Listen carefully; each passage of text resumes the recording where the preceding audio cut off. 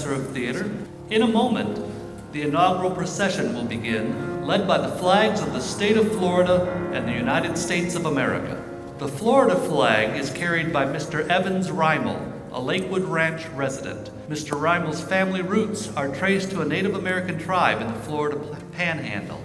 He is the president of the SCF Bradenton Student Government Association and the Model UN team, and is in leadership positions in Phi Theta Kappa and PBL.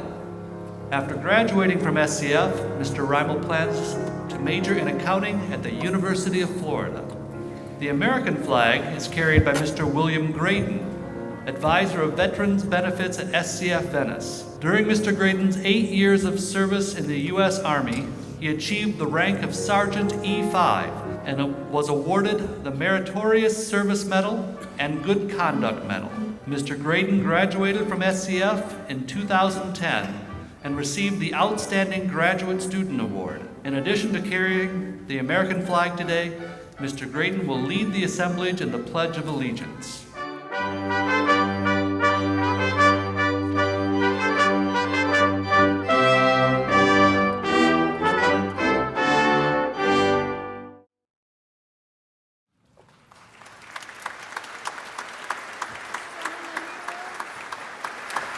Ladies and gentlemen, the President's Platform Party and the District Board of Trustees of State College of Florida.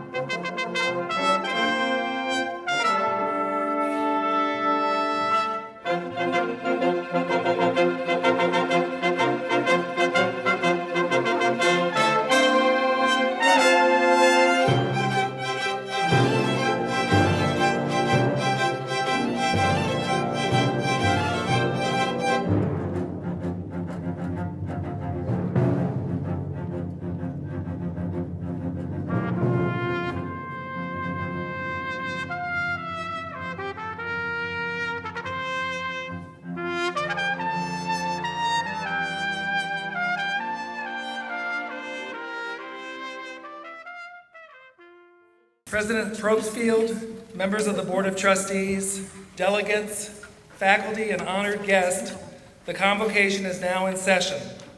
The inauguration of the 6th President of State College of Florida shall commence. Please remain standing for the Pledge of Allegiance, followed by the singing of our national anthem and a choral invocation by the SCF Chamber Choir. I pledge allegiance to the flag of the United States of America and to the republic for which it stands, one nation, under God, indivisible, with liberty and justice for all.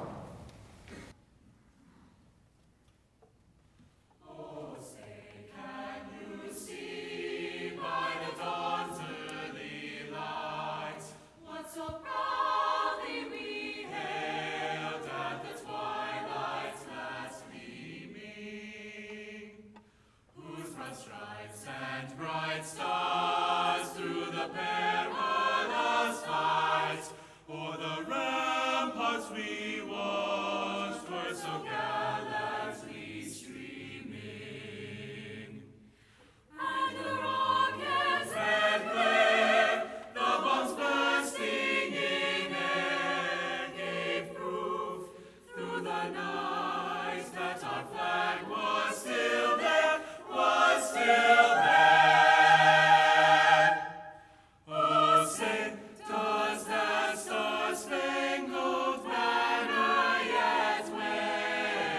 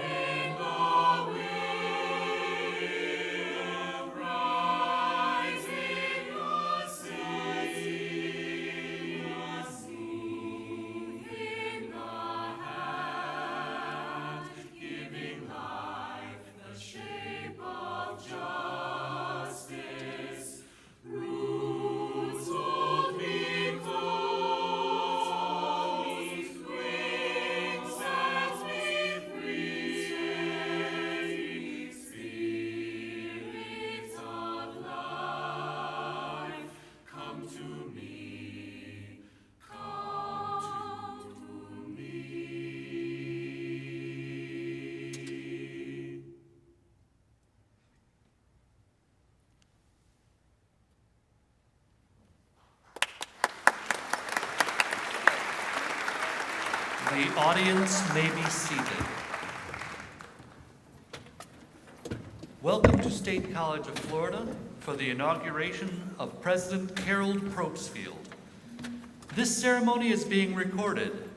In keeping with the dignity of the ceremony, we ask all guests to turn off cell phones and refrain from texting, surfing, or taking photos and videos during the proceedings. Thank you for your consideration. At this time, we will introduce the platform party. Will our guests please stand when your name is announced? Starting with the SCF District Board of Trustee members, Dr. Craig Triguero, Chair. Mr. Edward Bailey, Vice Chair. Mr. Carlos Baruf. Mr. M. Rick Hager. Ms. Ann Moore. Ms. Lori Morin. Ms. Charlene Neal. Mr. Eric Robinson. Two former presidents of our college are with us. President Emeritus Dr. Stephen Korchak,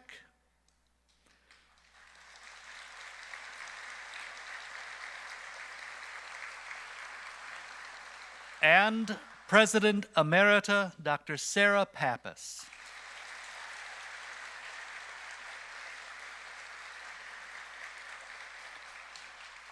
Bringing greetings are Mr. Andrew Webster, faculty, Ms. Karyn Washington, staff, Ms. Vida Biggins, student, and Mr. M. Rick Hager, trustee.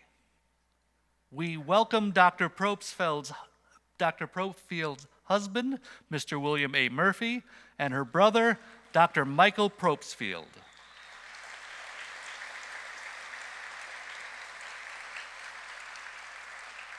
And our guest of honor, Dr. Carol F. Probstfeld.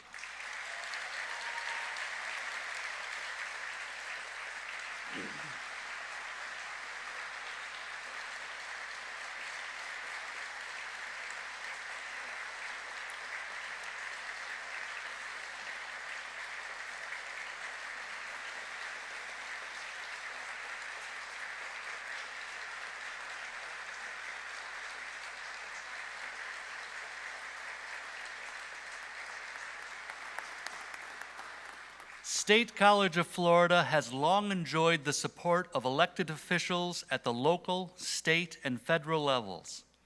In the audience will our distinguished elected officials, past and present, from state, county, city government, and school boards please stand.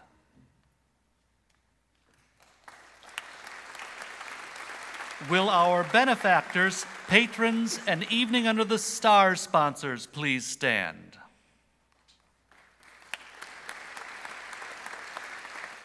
The custom of speakers bringing greetings from their respective constituencies to a college president at inauguration is rooted in tradition. Today, I am honored to present to you a diverse group of speakers, all of whom share the distinction as proud alumni of our college. We now welcome to the podium the first of our guests to bring formal greetings to the president. On behalf of the college faculty, here is Mr. Andrew Webster, Professor and Department Chair of Art, Design, and Humanities. Mr. Webster is a proud alumnus who attended MJC from 1980 to 1982. Good afternoon. It is a pleasure and honor for me today to bring greetings from the faculty of State College of Florida on the occasion of celebrating the inauguration of Dr. Karyn Probstfeld.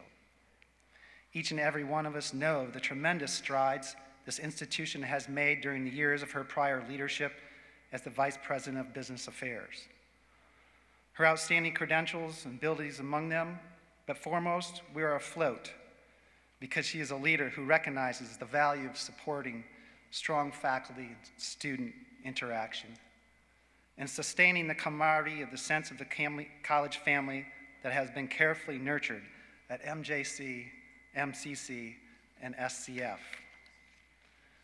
The supportive institutional culture, in fact, is what attracted so many faculty members to this college and has motivated us to recommit, even in periods of significant change.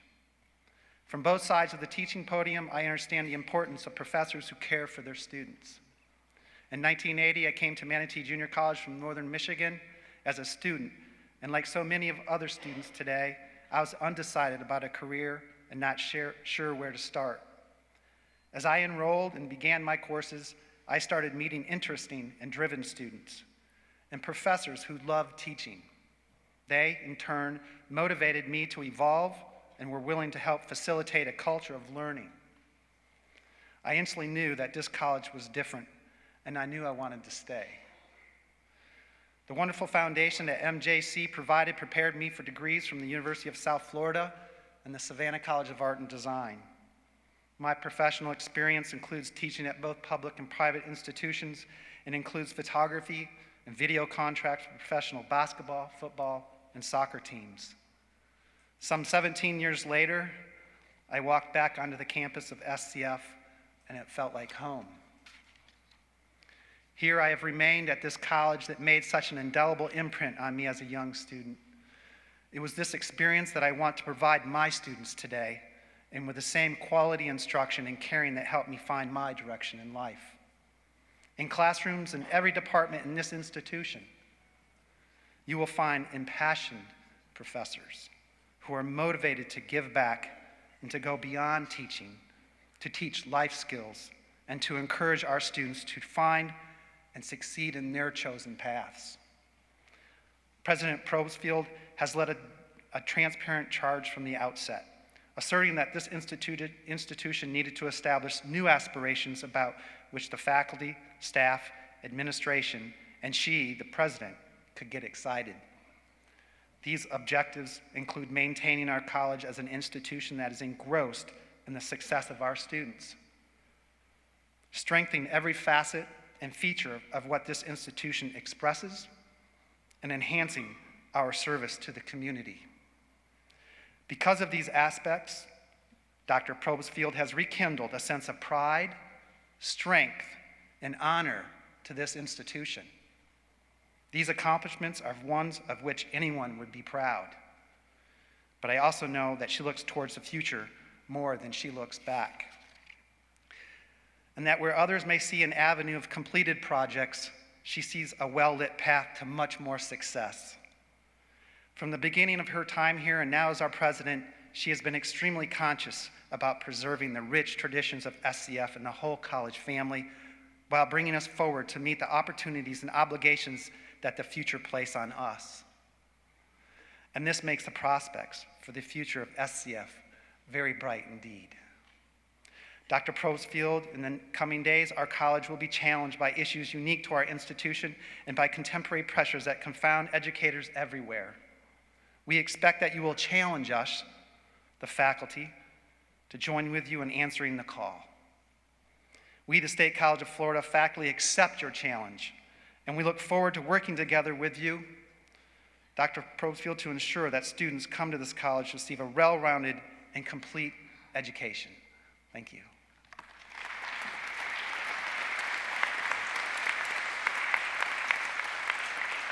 Our next speaker is Ms. Karyn Washington on behalf of SCF employees. Ms. Washington has been part of the college family since 1978. She has held positions in several departments and currently is the manager of business operations. Ms. Washington holds a business management degree from Eckerd College and is a proud graduate of MCC. Good afternoon. We were hearing today from various speakers who will bring different views of Dr. Probstfeld, whose inauguration as our president we have gathered to celebrate. My viewpoint represents the non-instructional members of the college family, all of us who provide operational, professional, and administrative support so the faculty can teach and the students can learn. The perspective that I offer today stems from my very good fortune of being executive assistant to Dr. Probstfeld, then the Vice President of Business and Administrative Services from 2005 to 2011. When you are in a two-person office, it affords the opportunity to get to know each other personally. You know instantly if you have a good fit the first time you meet some people. You know, Dr. Probstfeld and I gelled right away, and over time, our pleasant and professional relationship grew into a solid and close friendship that endures today.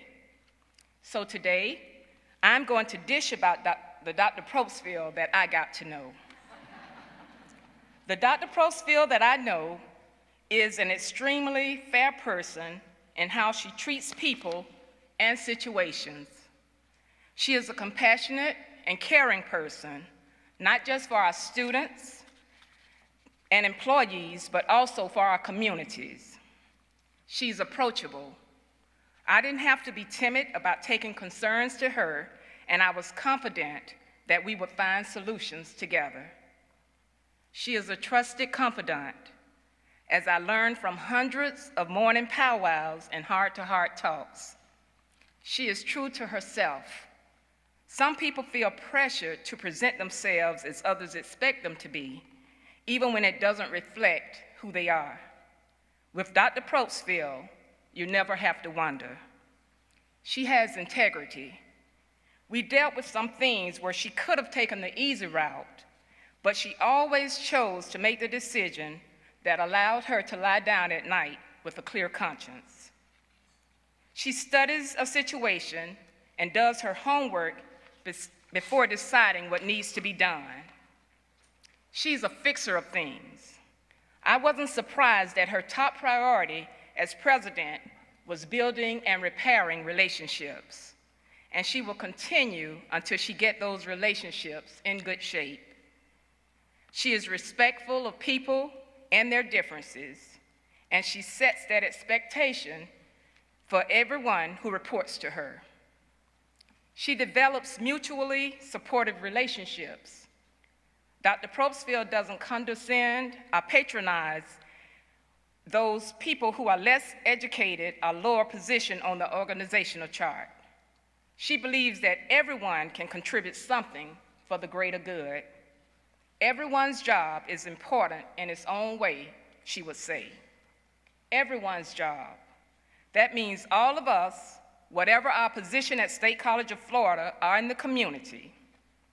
So let us, as a college family, reply in kind and rally behind our president, hold each other up, and propel each other forward.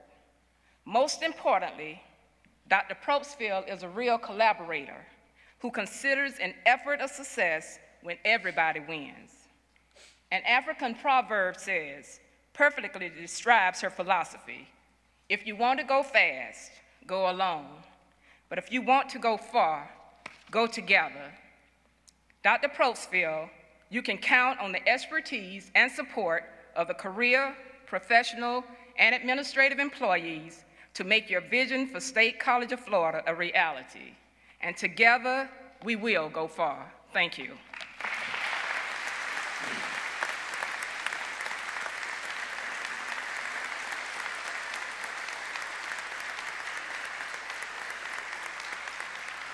Our next guest speaker is Ms. Vida Biggins on behalf of the student body. She is president of the Nu Zeta chapter of Phi Theta Kappa, International Honor Society, and the African American Student Union, and she is a Selby Scholar. Ms. Biggins is completing her Associate's in Arts degree and will graduate in May, and she learned yesterday that she was accepted to Columbia University.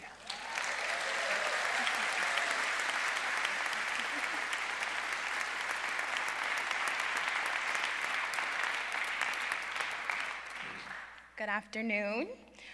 On behalf of students across State College of Florida's campuses and counties, I would like to officially extend a very warm welcome to our sixth president, Dr. Karyn Probstfeld. As the next generation of thinkers and doers, CEOs and MBAs, entrepreneurs and scientists, teachers and nurses, and possibly even a future college president, we, the students, need a president who understands the marriage of practical and scholarly pursuit. We need a leader who will champion a vision that provides a way to a college education for every student who has the will. We need an administrator who will provide tools that make more efficient our labors over experiments and reports. Most importantly, we need a president who provides a strong role model as a professional leader. Today, we celebrate the president who matches that description, Dr. Karyn Probstfeld. Dr. Probstfeld has embraced SCF's commitment to provide educational opportunities for a wide range of students. She is a strong advocate for students, and she radiates support and encouragement when she is among us. Let me explain why this is so important to me and students just like me. When I was a child, a social studies teacher told me that school was not for me and I would not succeed. I was a kid and I believed her. And a year after that, I dropped out of high school in the 9th grade. For 10 years, I worked in customer service after that. And during that time, I became fascinated by a radio program about science. After that, I determined that one day, I would pursue a career in medicine. That's right, me, the 9th grade dropout. Providentially, I made my way to State College of Florida. As I was putting together my class schedule, and even on the first day, that social studies teacher's words haunted me. But here, I discovered advisors and professors and even a college president who told me that not only could I, but I would succeed. Their confidence in me helped for my confidence to grow. And at SCF, I've maintained a high GPA, I've ran for leadership positions and found that they suited me well, and I was awarded a prestigious scholarship from the Selby Foundation. For the past year, I've interned at Roskamp Institute in Sarasota, Florida, and I'm co-authoring a scientific article that's set for publishing later this year. After I graduate in May, I plan to major in neurological science and behavioral biology and establish a career in interventional neuroradiology. And yesterday, I learned that I will be continuing my undergraduate education at Columbia University. That's right, me, the 9th grade dropout. When I first came here, I thought of SCF as just a stepping stone, but I've come to see that SCF has molded me into a completely different person and has given me a far more expansive perspective on life.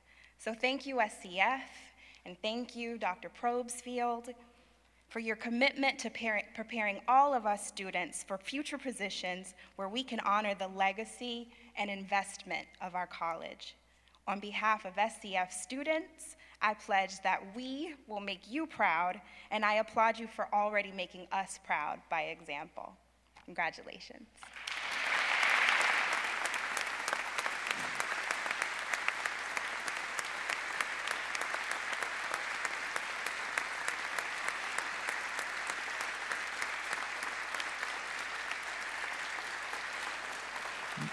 Ms. Tessa Ehleman was scheduled to speak on behalf of student athletes, but as a key player on the Manatee volleyball team, she was called for duty when the team was invited to play in the state tournament. We're all rooting for Tessa and the Manatees. You may read her greetings later on in the SCF Inauguration webpage. Next, we invite to the podium Mr. M. Rick Hager as our sitting trustee, who is also an alumnus of our college. He graduated in 1969 from Manatee Junior College and holds a mechanical engineering degree from the University of Florida. Mr. Hager also represents our community and business partners in his position as president of Goodwood and Stone Builders. Good afternoon and greetings to all.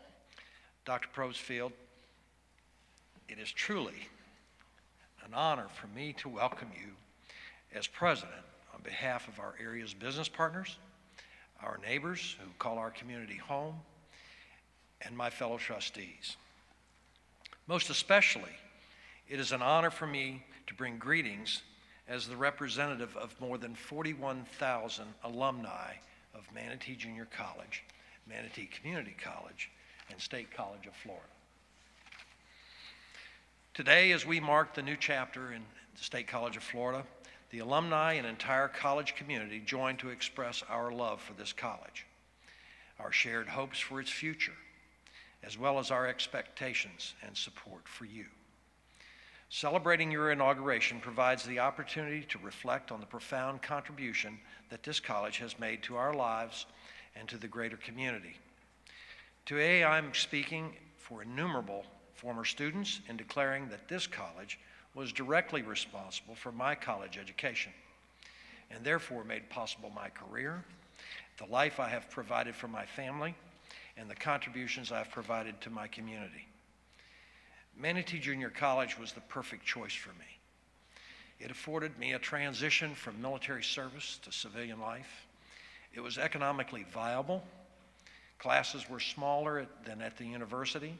Faculty help was readily available when needed. Most importantly, to me and my classmates at the time, was the quality of the education here was of such excellent caliber that when we went to the University of Florida as engineering students, our grade point averages went up. And that's a common story for MJC, MCC graduates. As an MJC student in 1968 and 1969, I had the great privilege of being student government president. I was also chairman of the Circle K and chairman of a faculty-appointed student leadership group called the Committee of 20. Dr. Neal was our president, and my participation in all those activities gave me many chances to interact with him. I was in awe of this dedicated leader who built this college from the ground up. After graduating from Florida, I worked my way home to Manatee County and commuted to Tampa, building my business skills and caring for my family. But I also wanted to give back to this college that had contributed so much to me. In the 1980s, I volunteered to serve on a newly established Alumni Association board, and I got to know Dr. Korchak, and we all pray that he is well. Another strong president of our college. Later, I met Dr. Pappas through service organizations, and I appreciated the strong connections that she developed between the college and the community. Last year, when the opportunity came up to serve as a trustee on the board, I gave it careful consideration and applied immediately. In the process, I realized again just how much I care about this college. I truly appreciate the faculty, both past and present, who teach our students, the administrators who over the years have developed quality programs and kept the school strong. The desire to give back to this college is stronger than ever. At the time, the board had announced a nationwide search for president, had scheduled community input sessions. I went to those sessions as a private citizen, for I had not been appointed at that time. Bear with me. And at every session I saw Dr. Karyn Probstfeld, I couldn't help but notice she was a careful listener to what everyone said, compliment or complaint. She listened to it all, a lot of it. That made a big impression to me. When the board halted the search and asked her to take the presidency, I was in complete agreement. Even though I wasn't on the board, my only regret is that I couldn't vote for her at the same time. Time has only proven the wisdom of the board's decision and choice. Dr. Probstfeld brings to the office of president these essential attributes. First and foremost, she really cares about the students. Hers is a deep, genuine, heartfelt concern for our students to not just make it through, but to excel and thrive. How will it help or affect our students is central to every decision she makes. Since becoming president, she hadn't let any grass grow either. In her first 30 days, Dr. Probstfeld made 26 individual outreach contacts in this community. She hasn't slowed her pace. It continues. She is out in the community and at college events, reaching out to partners, encouraging others, and reestablishing old friendships and making new ones, encouraging all she makes contact with to come see for themselves the many things this college has to offer. A real-life superhero for our college. Most importantly, she's still listening. She still makes it a point to hear from people who care about this college as much as I do. It gives me great pleasure to report that with Dr. Probstfeld as our college president, she will continue the tradition of a strong leader as president. Dr. Probstfeld, we the community and we the alumni are excited by the prospect of working together with you to bolster involvement, to support our college.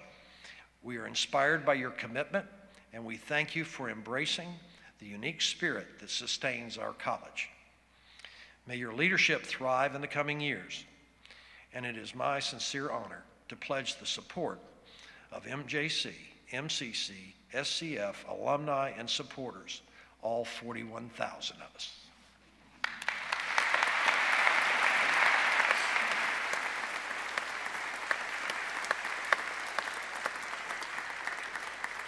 That concludes the greetings portion of the ceremony. Our next speaker is Dr. Michael Probstfeld, who will introduce his sister, Dr. Karyn Probstfeld. While in Florida, Dr. Michael Probstfeld enjoys being called the other Dr. P. In Arizona, where he lives with his wife and children, he is the chief of staff at Tucson Medical Center. He is a surgeon and holds a medical degree from the University of California, Irvine.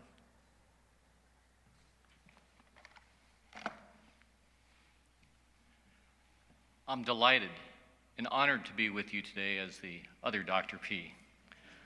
And I'm especially proud of the reason for this August occasion, the inauguration of your Dr. P, Karyn Probstfeld, my sister.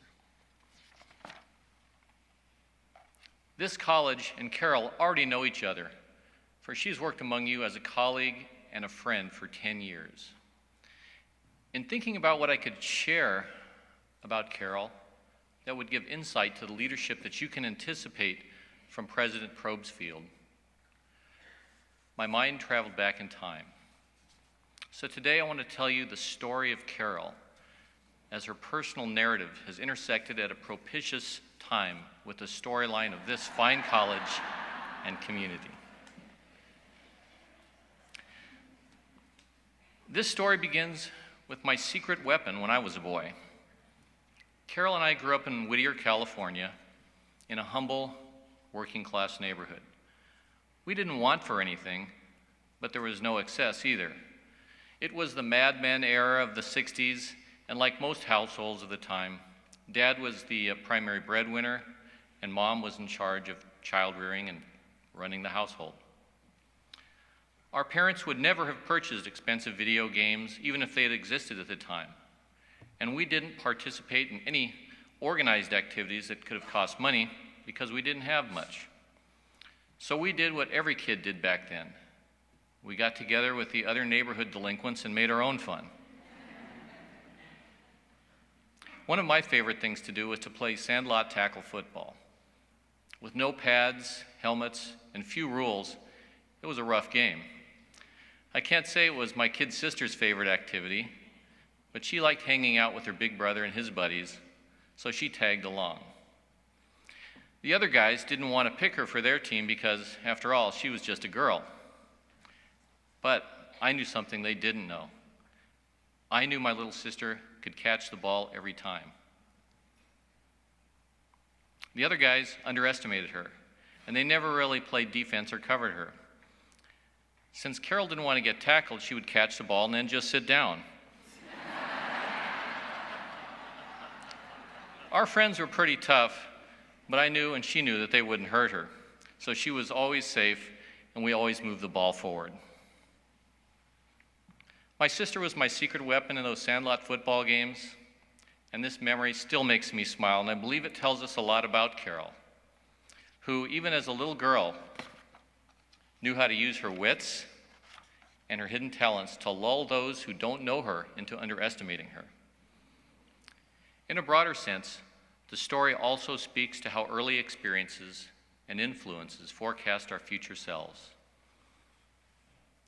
This is at the heart of the challenge and the opportunity that this college and this community and this board and this president have before you today. the changing of the guard, the new leader, the protector of your turf, is a time to consider the obligation and the weighty responsibility that you have for influencing and shaping the future. Scientific research tells us that major developmental changes take place in the brain between the ages of 13 and 25.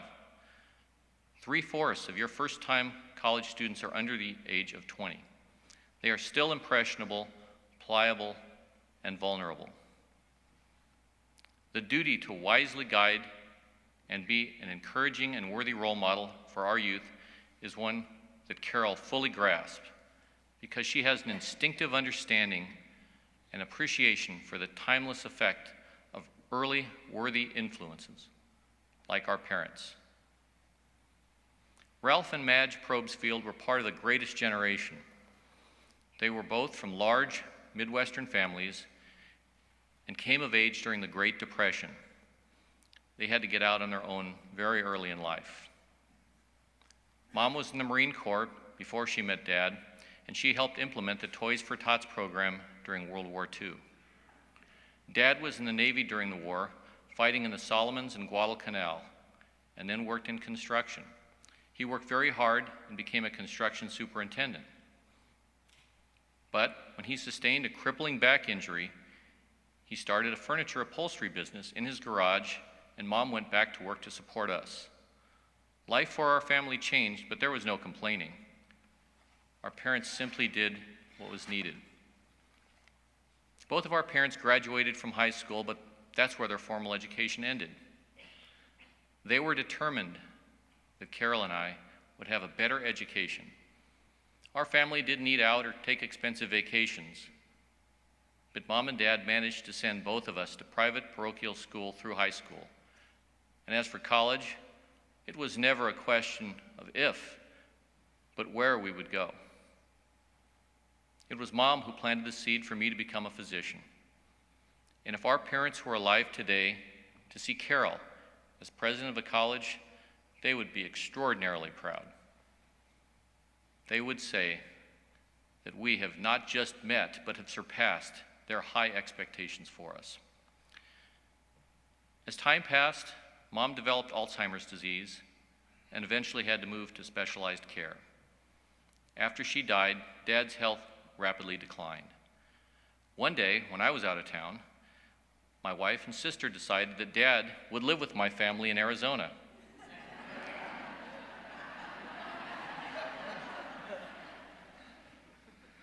It turned out that the women in my life made a good decision. Dad improved, and thanks to my wife's great cooking and the warm and loving relationship that evolved with his 2 grandchildren, my son and daughter. During the 8 more years that he lived, Dad came to visit Carol here in Florida twice and was happy as a kid to go to Disney World. In fact, he told me he went to Disneyland in California the year it opened, and then 50 years later, came to Disney World in Florida. Quite a change. Carol came and visited us in Florida, and we bonded together to keep our family strong. After parents pass, some siblings grow apart. Carol and I have grown even closer. Thankfully, she still likes hanging out with her older brother. After I persuaded her to try scuba diving, she went all in and has excelled at it, like she does with anything she commits to. Scuba diving was a fortuitous choice for her because she met Bill while diving, so I take some credit for the matchmaking there. Carol is a doting aunt to my son and daughter who love and admire her. When we can make our crazy schedules fit, we take family vacations together and have had fun time at Carol's and Bill's place in Bonaire and in Mexico on the Sea of Cortez. Even with a 3-hour time difference, Carol and I still manage to connect several times a week. She's my sounding board. I know who to call when I want a reasoned, unvarnished perspective. I can count on Carol to give her honest opinion, and it's always helpful and refreshing. So, what does this story of Carol, my sister, tell us about Carol, the president of State College of Florida? These are the characteristics and traits you have in your president. She knows how to overcome adversity. She perseveres. Anyone who underestimates her does so at their own peril. She sets high expectations and standards for herself and expects the same of others. She's a great communicator, and she's not afraid to speak her mind, and as we heard earlier, she's always willing to listen. She's engaging and approachable. People like Carol. She's the real deal. She's disarmingly strong and truthful. If you ask a question, be prepared for an answer you may not like. She is loyal and fearless. She will make tough decisions, and she is resolute. When Carol makes a decision, she's all in, and she has made the decision to be all in at State College of Florida. She is committed to family. That is the core value that our parents instilled in us. And State College of Florida is very fortunate because you are now Carol's college family. She will use her talents, of which there are many, to serve this college, to make it stronger, and to instill in your youth the same high expectations for their own futures that were implanted in her. Congratulations on your wise choice of my secret weapon as your president, my sister, Carol Frances Probstfeld.